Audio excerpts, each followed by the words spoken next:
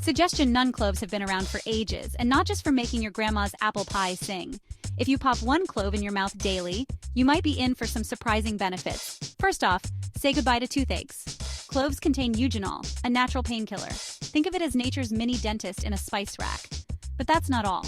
Cloves are like tiny warriors against microbes. They can fight off bacteria, viruses, and even fungi.